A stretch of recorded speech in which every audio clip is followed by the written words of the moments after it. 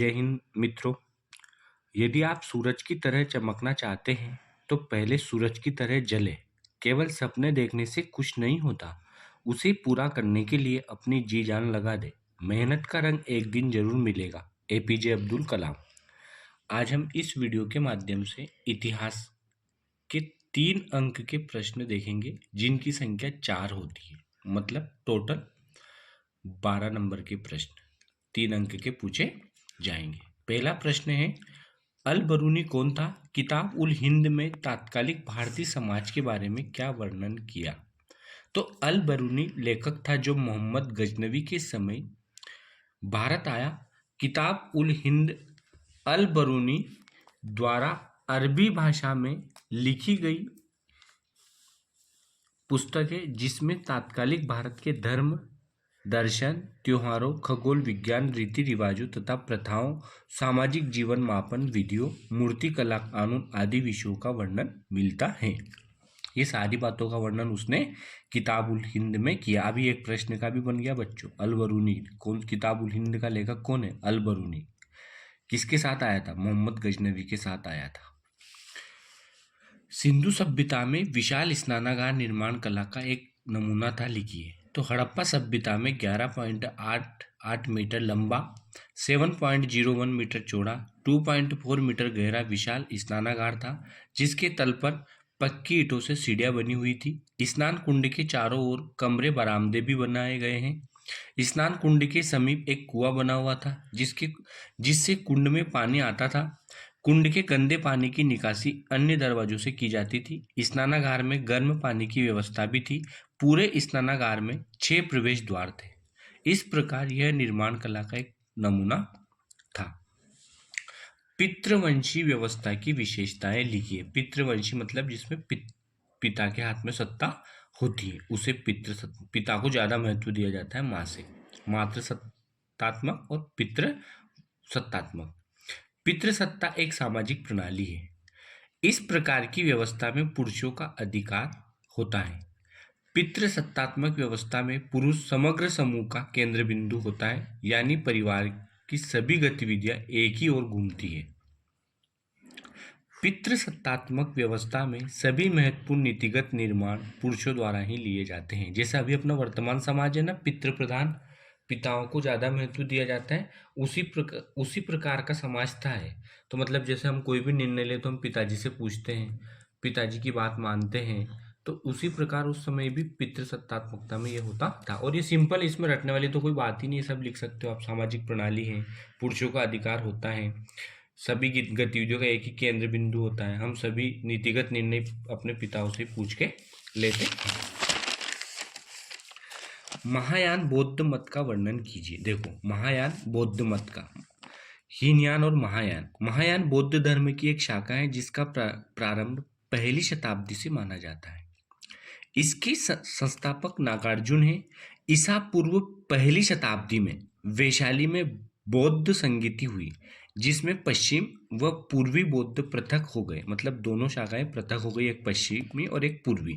तो ये पूर्वी शाखा का ही आगे चलकर महायान नाम हुआ। क्या नाम हुआ इसका? महायान। कौन सी शाखा? पूर्वी शाखा। यह भारत नाम हुआ। यह शाखा हिंदू धर्म की तरह बहुदेववादी है। यह हिंदू धर्म से अधिक प्रेरित है। महायान शाखा किस धर्म से प्रेरित है? हिंदू धर्म से।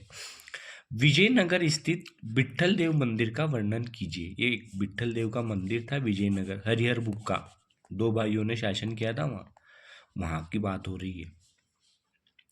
यह एक सुदृढ़ और दार्शनिक मंदिर था। दार्शनिक मतलब देखने के योग, दर्शनी मंदिर था।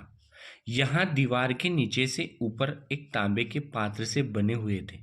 मंदिर की छत पर जानवरों की मूर्ति बनी हुई थी।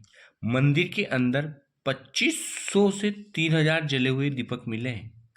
यहाँ के पत्थरों पर स्त्री कोमल फूल, जानवरों का चित्र की नक्काशी की गई। यहाँ के आंगन में सूर्य देवता के ग्रेनाइट रथ बने हैं। यह विजयनगर स्थित विट्ठल देव मंदिर का वर्णन। हड़प्पा सभ्यता की प्रमुख विशेषताओं का वर्णन कीजिए। तो हड़प्पा सभ्यता कांस्य युगीन सभ्यता थी। उस समय कांस्य का बहुत अधिक प्रयोग किया जाता था, जैसे अभी वर्तमान में लोहे का प्रयोग किया जा रहा। तो उस समय किसका प्रयोग किया जाता था? कांस्य का। भारतीय इतिहास में प्रथम नगरीय सभ्यता, मतलब ये जो हड़प्पा सभ्यता थी ना, ये प्रथम नगरीय सभ्यता थी। व्यापार व वाणिज्य गतिविधियों में को महत्व देते थे, मतलब हड़प्पा सभ्यता के निवासी व्यापार व वाणिज्य को बहुत महत्व देते थे। सेंधववासी लोग लोहे से परिचित नहीं थे, मतलब उस समय के लोग लोहे से परिचित नहीं थे। शांतिप्रिय समाज था। शांतिप्रिय समाज क्यों? क्योंकि उस समय हमें कोई ऐसे हथियार नहीं मिले जो हम ये कह सके कि वो समाज शांति प्रिय नहीं था, तो इसलिए वो शांति प्रिय समाज था। मोहनजोदड़ो एक नियोजित नगर था, वर्णन कीजिए। नियोजित मतलब एक सुव्यवस्थित नगर।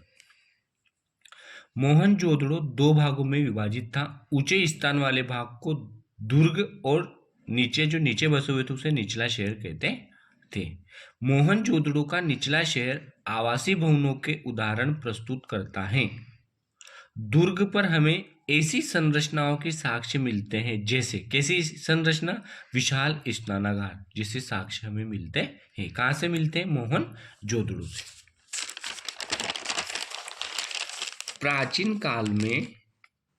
प्राचीन काल में संपत्ति पर स्त्री के अधिकार पुरुष के अधिकारों से कैसे भिन्न थे, वर्णन कीजिए। तो देखो, प्राचीन काल में मनुस्मृति के अनुसार स्त्री पुरुष के भिन्न अधिकार पिता की मृत्यु के बाद उसकी संपत्ति पुत्रों में बांटी जाती थी। आज भी यही होता है। भारतीय संविधान में तो कानून संशोधित हो गया है कि पुत्रियों को भी पिता की संपत्ति में से हक मिलेगा, लेकिन ऐसा अभी भी सिर्फ कागजों में ही हो रहा है। तो वैसा पहले भी होता था कि पिता की मृत्यु के बाद उसकी संपत्ति पुत्रों में बांटी जाती थी। पहला पॉइंट, कोई रटने वाली बात नहीं है, आज भी ऐसा ही है। अब इसको हम क्या रटेंगे? यही लिखेंगे कि मनुस्मृति के अनुसार स्त्री पुरुष के, हाँ, जो अधिकार था उसमें पहला था कि पिता की मृत्यु के बाद उसकी संपत्ति अपने पुत्रों में बांटी जाती थी। दूसरा, ज्येष्ठ पुत्र मतलब बड़ा। ज्येष्ठ पुत्रों को विशेष हिस्सा दिया जाता था। विवाह के दौरान मिले उपहार पर स्त्री का अधिकार था। जैसे अभी दहेज, अपन शादी में दहेज देते हैं ना लड़कियों को, तो उस समय भी दिया जाता था और उस पर सिर्फ उस स्त्री का अधिकार होता था जिसको विवाह में दिया जाता था। यह संपत्ति उसकी संतान को विरासत में मिलती थी। कौन सी संपत्ति?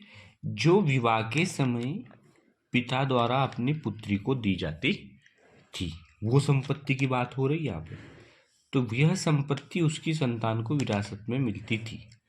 स्त्री पति का उस पर अधिकार नहीं था, मतलब जो उसके गांव से जो संपत्ति मिलती थी ना, उसका पति का उस पर कोई अधिकार नहीं था। स्त्री पति की आज्ञा के बिना गुप्त धन संचय नहीं कर सकती थी। ये देखो, सबसे बड़ी बात है कि जो स्त्री होती थी वो अपने पति की आज्ञा के बिना गुप्त धन का संचय नहीं कर सकती थी। उच्च वर्ग की औरतें संसाधनों पर अधिकार रखती थी। जो उच्च वर्ग की जो औरतें थी, जो राजा महाराजाओं की जो औरतें थी, वह कुछ संपत्ति के संसाधनों पर अपना अधिकार रखती थी। महाभारत को एक गतिशील ग्रंथ क्यों कहा गया? महाभारत एक गतिशील ग्रंथ है क्योंकि यह हजारों सालों तक लिखा गया है। देख लो आप, कितने सालों तक? हजारों सालों तक। इसमें कई सारे परिवर्तन पिछले कई सालों में आए। इसका अनुवाद भी कई सारी भाषा में अलग अलग हुआ है। इसमें कई सारे श्लोकों हैं और यह दुनिया का सबसे बड़ा महाकाव्य है। कौन सा? महाभारत।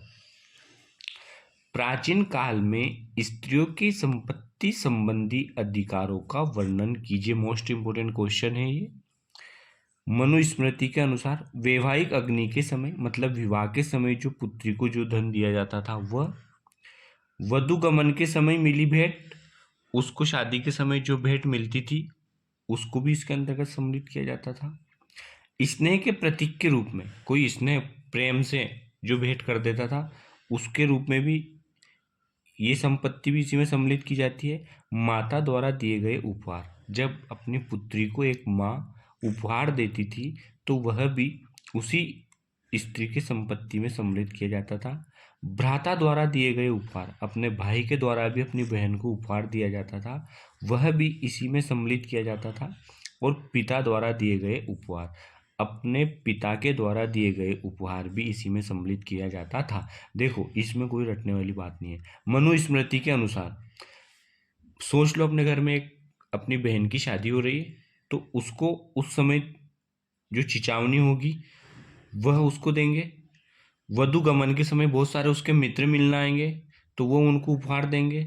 स्नेह के रूप में बहुत सारे गांव के लोग उनको देंगे। अब माता, भ्राता और प्रीता, माता के द्वारा भी दी जाती है, भाई के द्वारा भी दी जाती है और पिता के द्वारा भी दी जाती है। तो देखो तीन तो नाम आपको याद रह गए ना, अपनी माता के द्वारा दिए गए उपहार, अपने पिता के द्वारा दिए गए उपहार, अपने भाई के द्वारा दिए गए उपहार, अपने मित्र के द्वारा दिए गए उपहार। अब इसमें रटने वाली क्या बात है? प्रश्न अगर परीक्षा में आ जाएगा तो हम तुरंत इसको आसानी से कर देंगे। महाभारत का समालोचनात्मक संस्करण कैसे तैयार हुआ? अब इसको देखिए, संस्करण मतलब ये पुस्तक, ये महाकाव्य कैसे बना, इसके बारे में बताया गया है। तो 1919 में संस्कृत भाषा के महान विद्वान वीएस सुखतांकर के नेतृत्व में एक महत्वाकांक्षी परियोजना की शुरुआत हुई। इस परियोजना का उद्देश्य था महाभारत नामक महान महाकाव्य की विभिन्न जगहों से प्राप्त विभिन्न पांडुलिपियों को इकट्ठा करके किताब का रूप देना। विभिन्न विद्वानों ने मिलकर महाभारत का समालोचनात्मक संस्करण तैयार करने की जिम्मेदारी उठाई। विद्वानों ने उन श्लोकों को चुना जो लगभग सभी पांडुलिपियों में लिखे हुए थे। पांडुलिपि मतलब हाथ से लिखी गई ताड़ के पत्र पर, उसे हम पांडुलिपि कहते हैं। इन सब का प्रकाशन लगभग 13,000 पन्नों में फैले अनेक ग्रंथ खंडों में हुआ। इसे परियोजना को पूरा करने में 47 साल लगे। सोच लो आप कितना समय लगा, 47 साल। इसी प्रकार कुछ प्रश्न हमने बनाए हैं जो 3 नंबर में भी पूछे जाते हैं और 2 नंबर में भी पूछे जाते हैं। तो देखिए, बर्नियर ने मुगल कालीन नगरों को शिविर नगर क्यों कहा? यह मैंने पिछले वीडियो में 2 अंक में करवा दिया। इसको आप वीडियो की लिंक में जाकर, इस चैनल की लिंक पे जाकर देख सकते हो। सिंधु सभ्यता का अंत कैसे हुआ, ये प्रश्न भी हमने आपको करवा दिया।